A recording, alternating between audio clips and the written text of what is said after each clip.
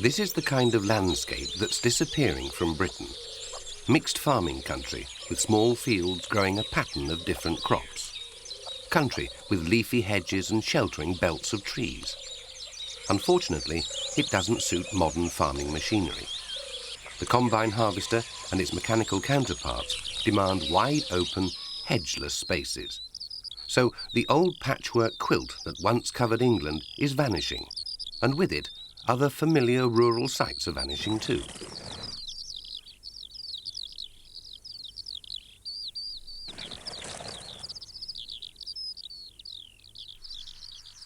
The partridge, especially the native grey or English partridge, seems to be a member of a dying race. Only in a very few parts of Britain, such as East Anglia, do large coveys still skim over the hedges at high speed.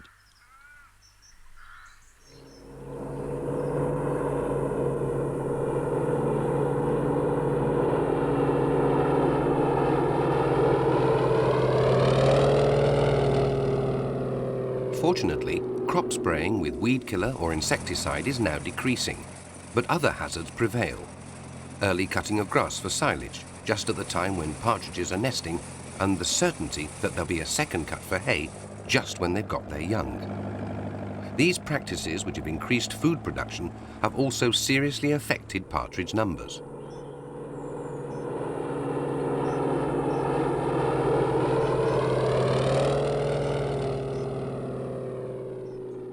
Gone are the days when the partridge called everywhere in the golden corn. Now, the grey partridge might soon disappear from the landscape as abruptly as the thousands of farm workers that once populated our countryside. And yet there are pockets of England where the partridge manages to thrive. Places such as East Anglia, where farmers and landowners have a strong sporting interest. Some now take care that conditions are the best possible for the partridge without the economy of the farm suffering too much. In fact, the farmers are likely to gain. Partridges themselves are also a very valuable crop, though this may seem a rather functional way to look at a bird that is as much a part of England as the oak and the hawthorn hedge.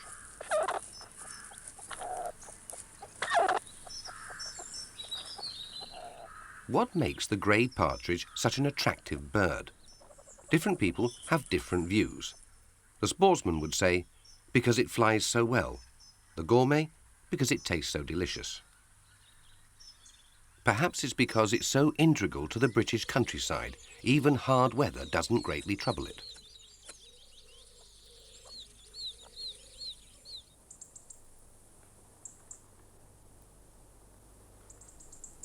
A prolonged bitter spell means hard times for most birds. Some make local or even long-distance migrations to escape the worst of the weather, but not the partridge. It's a powerful but short-range flyer and doesn't travel far from where it was reared. It stays put to forage as best it can.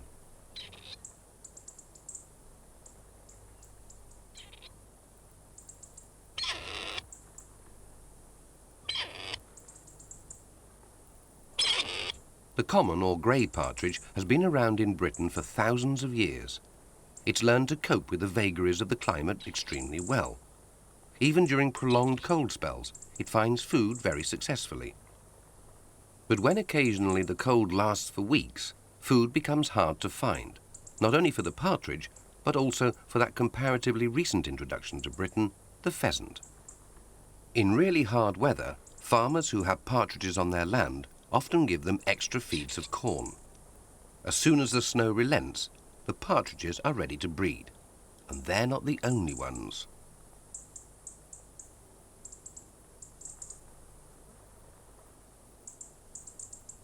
Snow or no snow, the jack hares are starting to chase each other.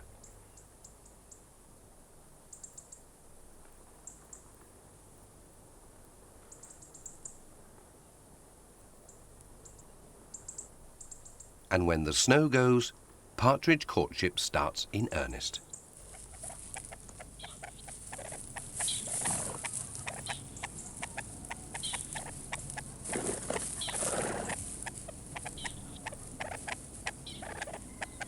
A cock bird is sometimes pursued by the female. Partridge courtship demands a good deal of chasing. The females aren't won easily, perhaps because the pair bond is so strong. Once united, they stay with the same mate. Sometimes courtship occurs in groups.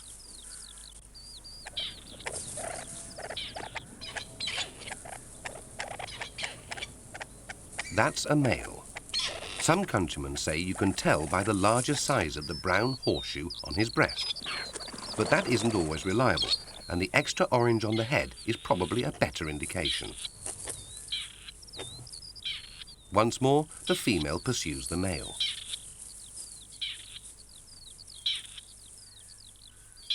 At other times in these group displays, the pair gets separated.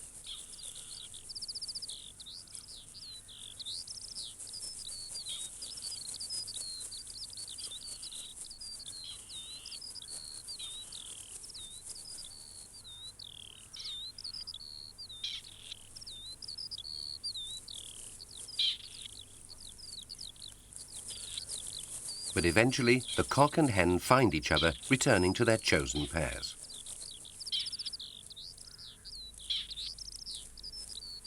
Male partridges seldom dislodge a single feather in mock courtship fights. Hares fighting in a neighbouring field are far more vigorous.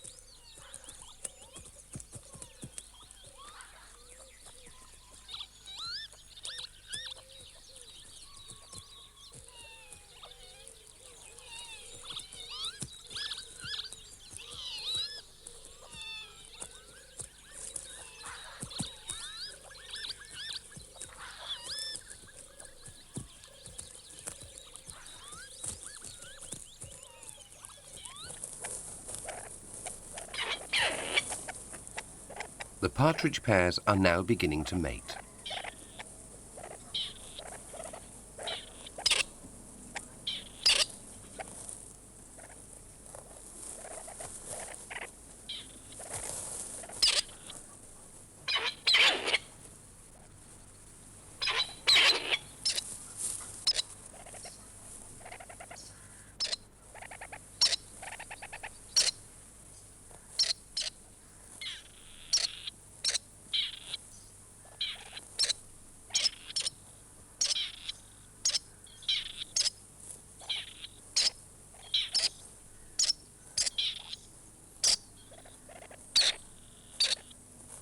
Partridges are ground nesters, often under hedges.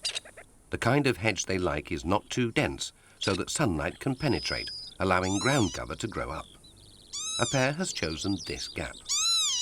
A casual passer-by would never spot them unless they saw the hen moving on or off the nest.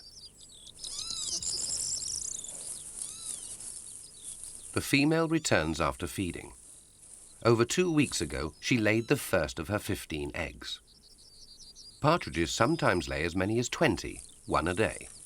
She incubates them for 24 days. She turns the eggs and settles on them. During her long confinement at the nest, she will be constantly accompanied by her mate who stays nearby.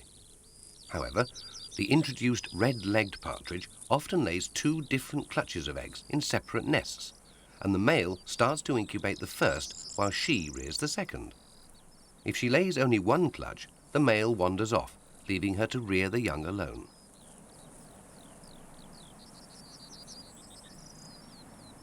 So long as she stays perfectly still on the nest, the grey partridge blends perfectly with the natural light and shade of the hedge bottom. The only thing that moves is a watchful eye or a tongue flickering to help cool her in the heat of early June. A hen pheasant laid her larger eggs in this partridge nest. It happens quite often, but presents problems for the partridge when the first eggs hatch. The cock partridge keeps guard over the hen during one of her feeding breaks. The cock is always said to stand more upright than the hen. In this case, it's because he's on the alert.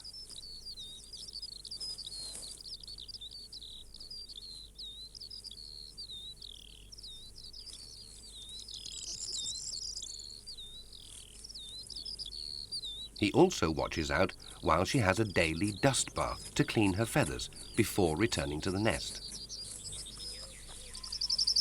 The eggs are close to hatching now, and when they do, the cock will help the female rear them.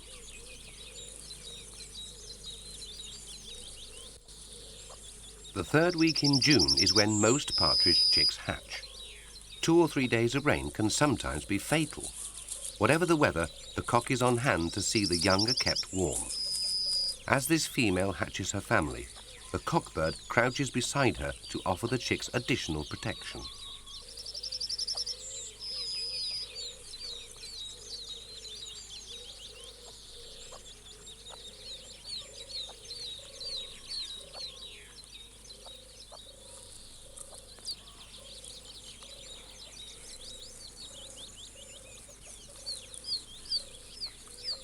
For the moment, the chicks are well cared for by both parents.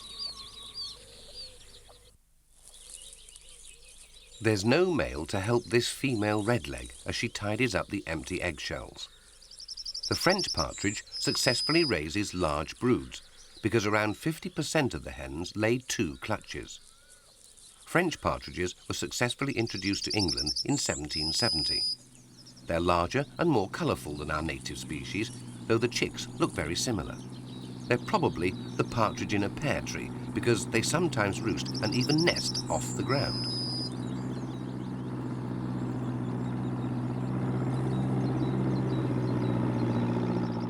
Redlegs sometimes nest on top of straw stacks. This one continued sitting on her eggs even after the bales had been lifted down.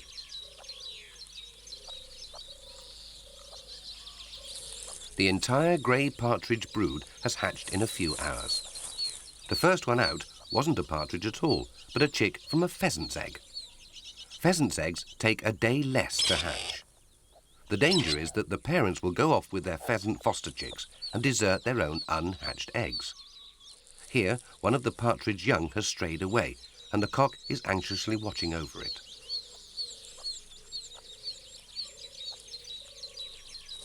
He tries to encourage it back to the nest.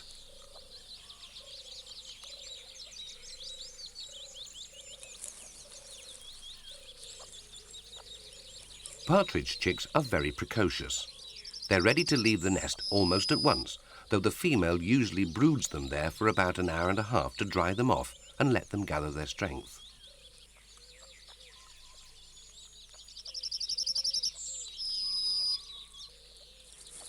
Then both parents lead them away in convoy into grass or growing corn.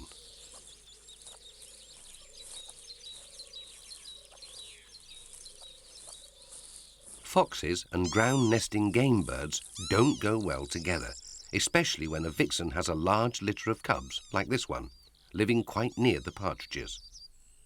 Generally, foxes probably take more pheasants, both young and old, because partridges are much more wary. Nevertheless, a family of foxes isn't a thing most gamekeepers will tolerate during the nesting season. In this brood, the pheasant chick is still present, now larger than the baby partridges. Predators abound. A female stoat with a large family to feed is probably the most deadly of all. She's in the process of moving her nearly full-grown litter.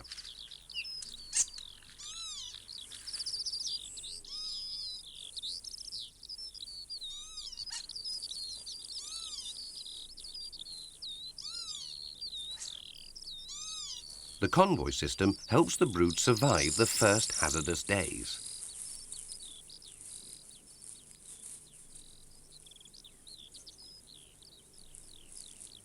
The pheasant chick is on the extreme right. In time, it'll realise it doesn't belong and it'll leave the others. When it rains, the adult partridges squat to offer their brood shelter. Long, cold downpours can cause small chicks to die. When the rain eases up, they all move on again to feed.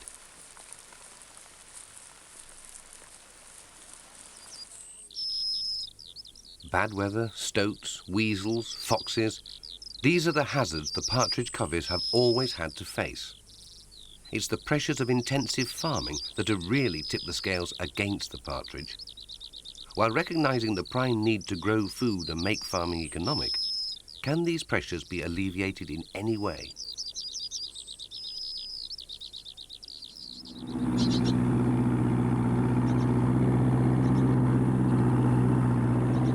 Nests can be marked down and the eggs lifted if farming activities destroy them for one reason or another.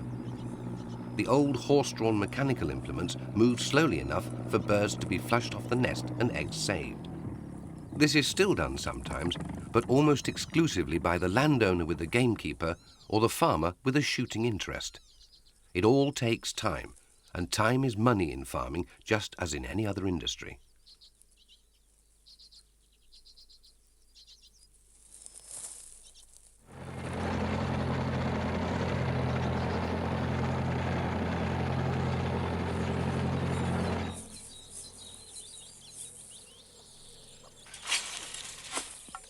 The keeper may put the eggs saved in this way into an incubator, or in this case under a broody hen, which will hatch them and act as foster mother to the partridge chicks.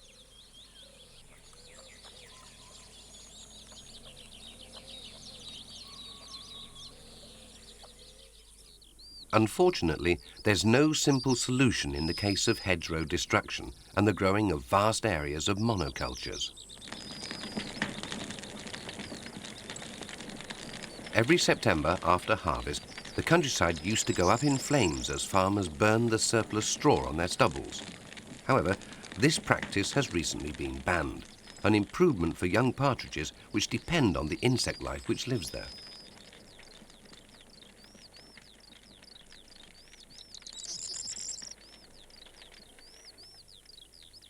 For years, gamekeepers and naturalists knew that partridge chicks ate insects during their first few weeks of life.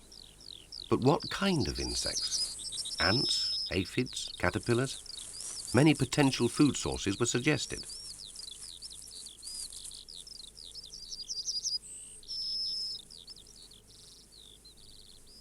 Now, thanks largely to the work of scientists from the Game Conservancy Trust, one prime form of insect food has been narrowed down.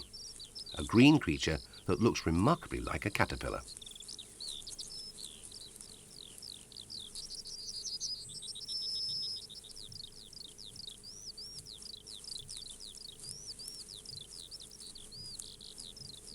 These are the larvae of the sawfly. Very young partridges depend on them almost entirely. They look like caterpillars, but they've got more false legs and they're related to bees, ants and wasps. This species lays its eggs by sawing or drilling into the stalks of grass. Others bore into corn in order to lay their eggs. The partridge chicks feed on them greedily during their first weeks of life.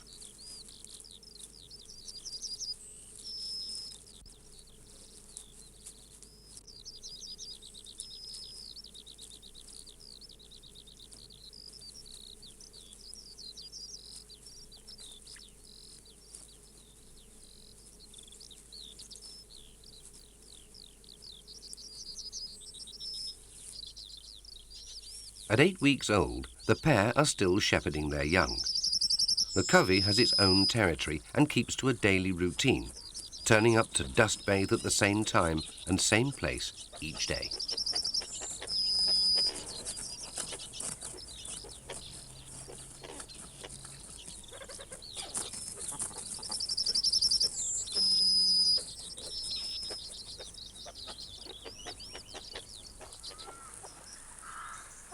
The summer is passing. At 10 weeks, the young are nearly full grown. The family has been fortunate. It lost no birds to predators or to weather. Only the pheasant chick is now missing, taking its chances alone.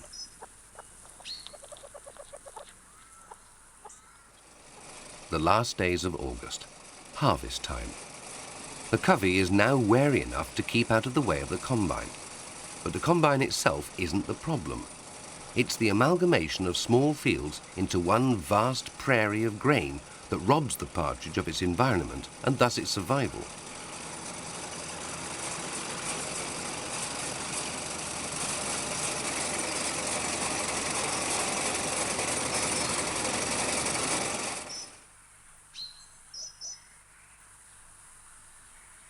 Today, very few fields of wheat are harvested in the old-fashioned way, with the sheaves stacked for drying. This is what it was once like all over Britain. Though mechanical harvesting is here to stay, other things are happening that could help the partridge, such as the creation of set-aside and the leaving of uncultivated areas or headlands in fields to ensure the provision of insects for the young birds. By early September, the birds are strong on the wing. On the 1st of September, partridge shooting officially starts, though these days it's usually confined to districts where the birds are still plentiful.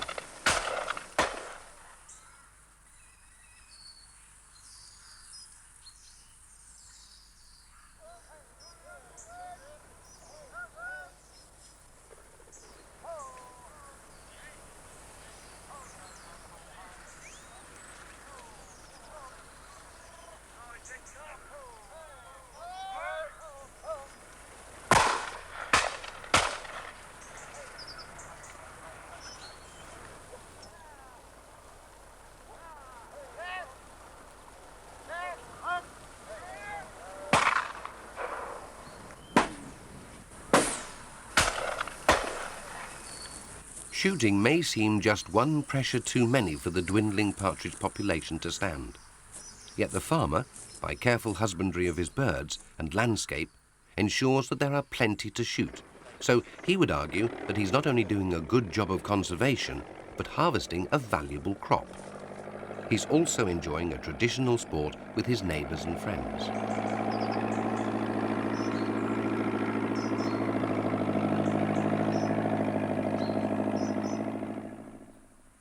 By early November, partridge shooting days are over, and the sportsman's attention has largely turned to pheasants. The partridge coveys prepare to face the winter. By now, only the fittest, strongest, and most alert will have survived.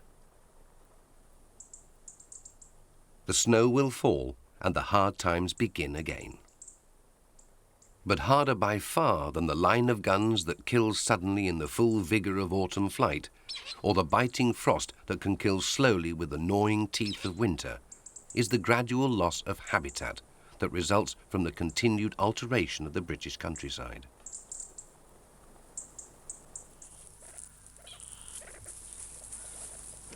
Another spring, with the partridge cocks sparring and the hens boldly chasing or coyly being chased.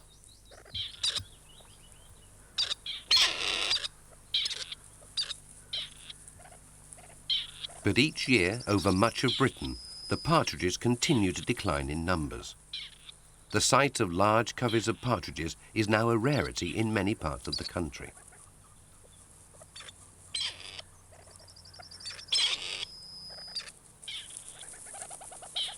Maybe the decline of the English partridge is inevitable, though better understanding of its needs by scientists and action by farmers may help prevent it.